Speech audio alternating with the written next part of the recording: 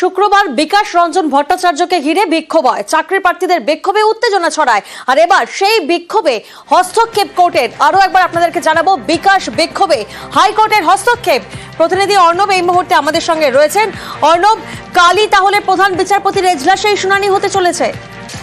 একেবারে তাই, কাল প্রধান বিচারপতি টি.এস. শিবাগ্নম এবং বিচারপতি হিরণময় ভট্টাচার্যের ডিভিশন বেঞ্চে এই স্বতঃপ্রণোদিত আদালত অবমাননার মামলার শুনানি হতে চলেছে এবং খুব উল্লেখযোগ্যভাবে যাদের বিরুদ্ধে এই আদালত অবমাননায় স্বতঃপ্রণোদিত হস্তক্ষেপ করেছে প্রধান বিচারপতি, সেক্ষেত্রে একাধিক নাম রয়েছে। সেখানে রাজনৈতিক ব্যক্তির যেমন নাম রয়েছে, একই সঙ্গে যারা ঘেরাও করতে গিয়েছিলেন সেই সমস্ত 7 জন যারা চাকরি প্রত্যাশী, যাদের নামে সুপারিশ হয়েছে অতিরিক্ত শূন্য পদে, সেই সমস্ত 7 জনের নামও কিন্তু রয়েছে।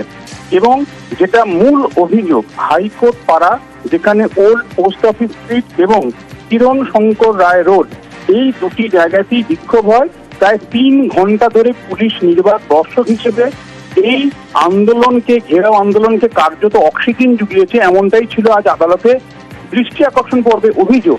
এবং যেহেতু সিটি সিভিল কোর্টের বাইরে হাইকোর্টের এই পাড়া বলা হয় স্পর্শকাতর এবং সেটা 144 ধারা সিআরপিসি পুরনো নিয়মে, এই জায়গায় যদি আইনজীবীরা সুরক্ষিত হাইকোর্ট পাড়ায় না হয় তাহলে আগামী দিনে সমস্যা আরো বাড়তে পারে। তাই স্বতঃপ্রণোদিত হস্তক্ষেপ এবং স্বতঃপ্রণোদিত মামলা, যা সাম্প্রতিক সময়ে কলকাতা হাইকোর্টের ইতিহাসে নজিরবিহীন।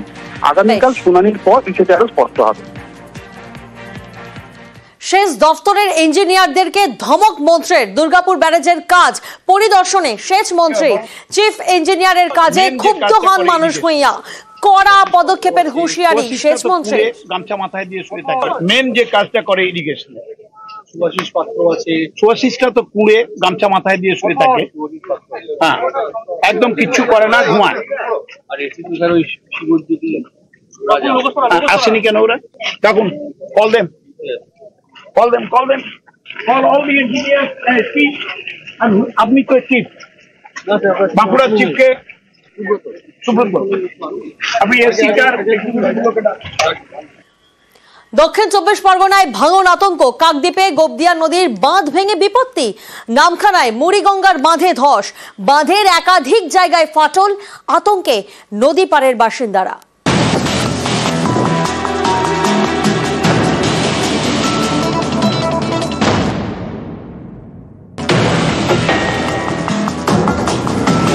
কাকদ্বীপে ভাঙন। পুরো দোকান আমি ভেঙে দিয়েছি, এখানে পুরো নেমে যাবে, কি করব আমরা আতঙ্কে আছি। সোমবার কাকদ্বীপের মন্দির ঘাটে গোবদিয়া নদী বাঁধে ভাঙন। মাটির নদী বাঁধ ভেঙে বিপত্তি। ভেসে যাচ্ছে গ্রাম। মন্দিরঘাটা গ্রামে ভাঙনের ভয়।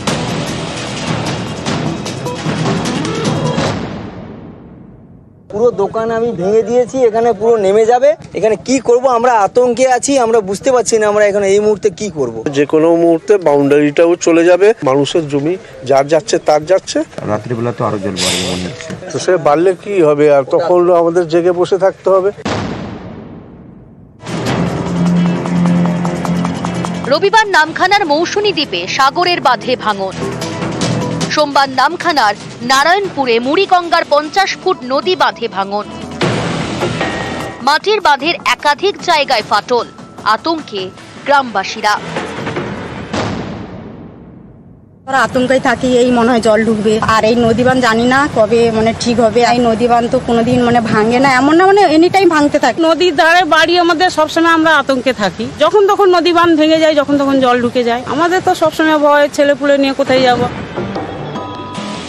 কাকদ্বীপ এবং নামখানা 2 জায়গাতেই বাঁধ মেরামতির কাজ শুরু করেছে সেচ দফতর। দক্ষিণ 24 পরগনা থেকে বিশ্বজিৎ হালদার, নিউজ 18 বাংলা।